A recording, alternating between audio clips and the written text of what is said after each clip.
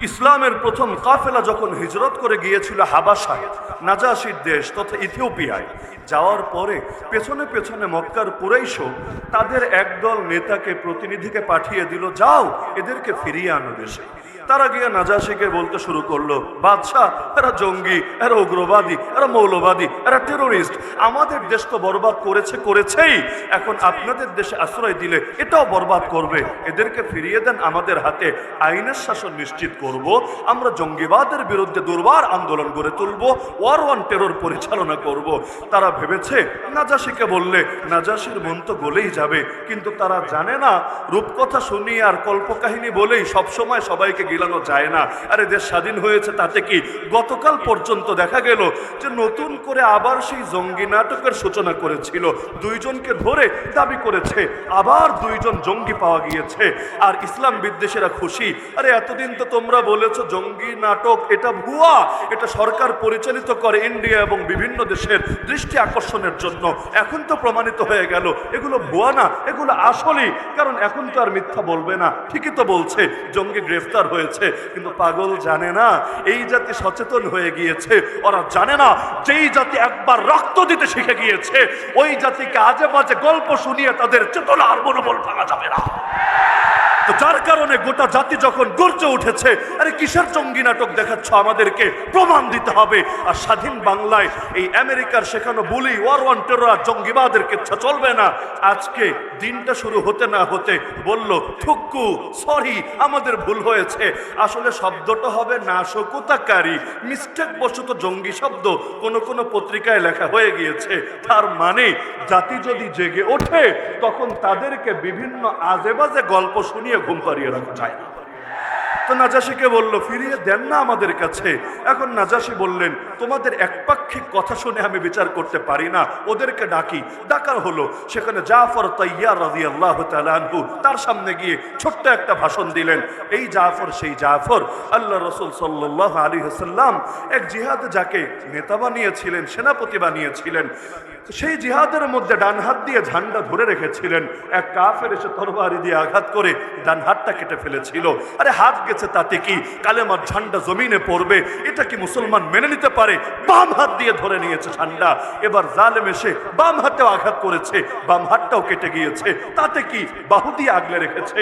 আর অবশেষে যখন চূড়ান্ত আঘাত হয়েছে, আল্লাহর বান্দা জান কোরবান করেছে, কিন্তু শেষ মুহূর্ত পর্যন্ত চেষ্টা চালিয়েছে নিজের যত কষ্ট হোক যে কোনো মূল্যে কালেমার পতাকা, ইসলামের পতাকা, আল্লাহ নবীর দেওয়া ঝান্ডা সমুন্নত রাখবেই রাখবে। এই সংবাদ দুনিয়ার কেউ দেওয়া লাগলো না, জিবরিল আমিন এসে আল্লাহ রসুল সাল্লাল্লাহু আলাইহি ওয়াসাল্লামকে দিয়ে দিলেন।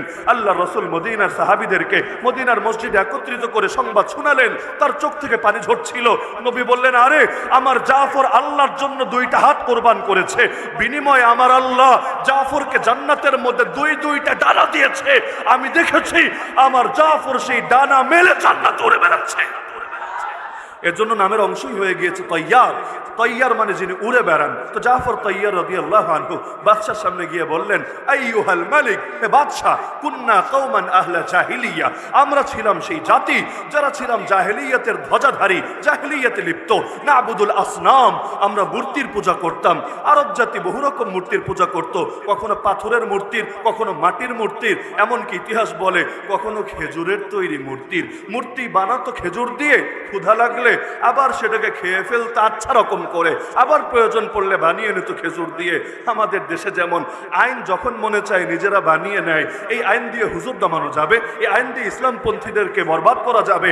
আবার যখন আইন গিয়ে নিজের দলের কারো গায়ে পড়ে, আস্তে করে আইনটারে গিলে খেয়ে নতুন আইন আবার প্রসব করে। তো নাবুদুল আসনাম, আমরা মূর্তি পূজা করতাম। ওয়ানাকুলুল মাইতা, মৃত প্রাণীর গোশত ভক্ষণ করতাম। ওয়ানাতিল ফাওয়াহিশ, আমরা অশ্লীল কাজে লিপ্ত হতাম। ওয়ানাকতাউল আরহাম, আমরা আত্মীয়তার বন্ধন ছিন্ন করতাম। ওয়ানুসিউল জিওয়ার, আমরা প্রতিবেশিত্বের ব্যাপারে খারাপ মন্দ আচরণ করতাম। শুধু তাই না, ওয়ায়াকুলুল কাওয়িয়্যু মিন্না আদ-দাঈফ, আমাদের মধ্যে যারা শক্তিশালী তারা দুর্বলদেরকে খেয়ে ফেলতো। পুরোই বাঙালি জাতির মতো অবস্থা আর কি, মাছে ভাতে বাঙালি, বড় মাছ খেয়ে নেয় ছোট মাছকে। যে যত শক্তিশালী হয় দুর্বলের উপর এসে বল খাটিয়ে নিজের বীরত্ব জাহির করে। এই দেশের মধ্যে দেখবেন যতদিন দুর্বল, হায়রে দেশ পেয়ে, হায়রে মুক্তিযুদ্ধের চেতনা, হায়রে জানে স্বজন হারানোর বেদনা। ডায়লগ আর ডায়লগের শেষ নাই, কিন্তু যেই মাত্র ক্ষমতার গদিতে এসে বসে তখন আর ডায়লগ মনে থাকে না, বুলি মনে থাকে না। আর সবচাইতে বড় আফসোস লাগে, আরে হাতি হয়ে লাগতে আসে পিঁপড়ার লগে, অস্ত্র আছে, বাহিনী আছে, দলীয় গুন্ডা আছে, সব আছে, আর এসে আলেম ওলামার সঙ্গে টক্কর লাগিয়ে নিজেদের বীরত্ব জাহের করার চেষ্টা করে। পাগলরা ভাবে এই হুজুরদেরকে জেলে ভরে রাখলেই মনে হয় আগামী বাংলাদেশে শান্তিতে দেশ পরিচালনা করা যাবে। কিন্তু আমার দিল সাক্ষ্য দেয়, আমার কাছে দলিল নাই, আমার দিল সাক্ষ্য দেয় যে 2001-এ যে হলুদ কার্ড খেয়েছে আর 2024-এ এসে যে লাল কার্ড খেয়ে পালাতে বাধ্য হয়েছে, আমার দিল সাক্ষ্য দেয় ওলামায়ে উম্মতের শানে, ওলামায়ে উম্মতের শানে বেয়াদবি করার কারণে এই ফল হয়েছে। 2000 আর 1999-তে শাইখুল হাদিস সাহেব, মুফতি আমিন সাহেব রহমতুল্লাহ আলাইহি ওনাদের সাথে যে বেয়াদবি করেছে, এর কারণে রব প্রথমে হলুদ কার্ড দেখিয়ে বুঝিয়েছে এখনো সময় আছে, মাথা ঠান্ডা কর, এখনো সময় আছে, ভণ্ডামি আর বেয়াদবি ছাড়। কিন্তু হলুদ কার্ডে কাজ হয় নাই, আবার বেয়াদবি শুরু করেছে। 21 সালে এসে 1400 জনের বেশি একসঙ্গে নিয়ে জেলে ভরেছে, ভেবেছে ওদের সাথে কে আছে, কে ওদেরকে রক্ষা করবে।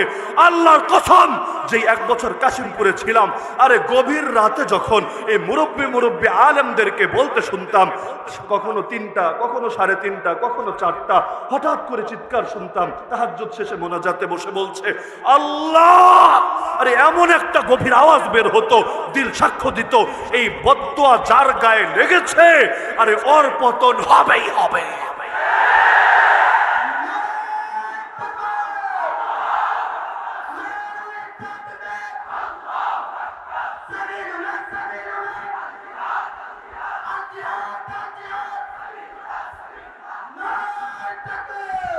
আরে তোমরা ভেবেছোটা কি এই দিন আর কোরআন হেফাজতের দায়িত্ব আমরা নেই নাই? হেফাজতের দায়িত্ব নিয়েছেন স্বয়ং আল্লাহ। ইন্না নাহনু নাযালনা যিকরা ওয়া ইন্না লাহু লাহাফিজুন। আর আল্লাহ হেফাজত করবেন কিভাবে? মাধ্যম তো বহুত আছে, কিন্তু আল্লাহ সর্বপ্রধান মাধ্যম বানিয়েছেন বান্দার সিনাকে। তার মানে আল্লাহ কোরআন হেফাজত করবেন কোরআন ওয়ালাদেরকে হেফাজত করার মাধ্যমে। সুতরাং যারাই আসবে কোরআন ওয়ালাদেরকে নিশ্চিহ্ন করার জন্য, আরে তাদের নাম ফেরাউন হোক, হামান হোক, নমরুদ হোক, কারুন হোক, আবু জাহাল হোক, আবু লাহাব হোক, আর এই সমস্ত ফ্যাসিস্ট ডাইনি বুড়ি হোক, নাম যাই হোক না কেন, ওদের নাম নিশানায় যাবে হারিয়ে।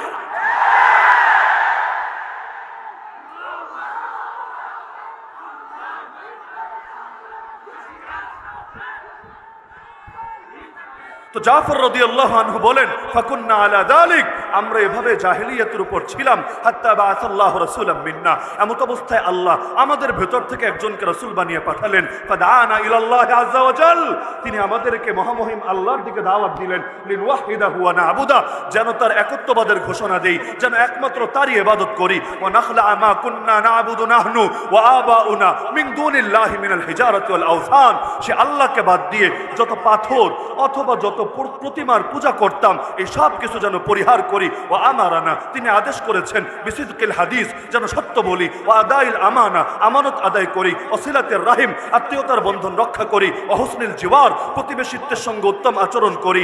ওয়াল কাফি আনিল মাহারিম ওয়াদ দিমা, হারাম থেকে বিরত থাকি, রক্তপাত থেকে বিরত থাকি। ও নাহানা, তিনি আমাদেরকে নিষেধ করেছেন আনিল ফাওয়াহিশ, যেন অশ্লীলতা ছেড়ে দেই। ও শাহাদাতি জুর, মিথ্যা সাক্ষ্য দেওয়া বাদ দিয়ে দেই। ও আকলি মালিল ইয়াতীম, এতিমের সম্পদ আত্মসাৎ আর না করি। ও কাসফিল মুহসানা, সতীসাধী নারীদেরকে জিনার অপবাদ আর না দেই। ও আমারানা, তিনি আরো আদেশ করেছেন আন না'বুদাল্লাহ, এক আল্লাহর ইবাদত করব। লা নুশরিকু বিহি শাইআ, তার সঙ্গে যেন কোনো কিছুকে শিরক শরীক না করি। ওয়া ইকামাস সালাহ, সালাত কায়েম করি। ওয়া ইতাআজ যাকাত, যাকাত আদায় করি। ক্বালাত ফাআদ্দাদা আলাইহি উমুরুল ইসলাম, এভাবে একটা একটা করে ইসলামের বিধানগুলো তুলে ধরলেন। সব শুনে নাজাশী বললেন, নেতাজিরা তোমরা তোমাদের পথ দেখো, আমি এই মুসলমানদেরকে কিছুতেই তোমাদের হাতে তুলে দেব না।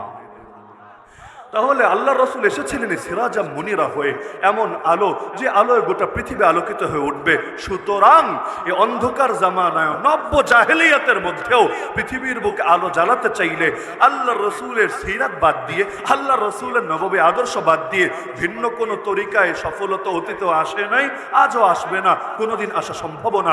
সুতরাং আল্লাহ রসুলের প্রতিটা শিক্ষাই আমাদের কাছে আমানত। আমাদের জান যেতে পারে, কিন্তু রক্ত দিয়ে হলেও আল্লাহর নবীর কোনো আমানতকে কিছুতেই নষ্ট হতে দেব না। আল্লাহ নবী যে ইসলাম আমাদের কাছে দিয়েছেন, সেই ইসলামে নামাজও আছে, রোজাও আছে, হজও আছে, যাকাতও আছে, ইলমও আছে, আত্মশুদ্ধিও আছে, দাওয়াতও আছে, সবই আছে। পাশাপাশি জিহাদও আছে, খেলাফতও আছে, কাফের মুশরিকদের দাঁত ভাঙা জবাব দেওয়ার শিক্ষাও আছে।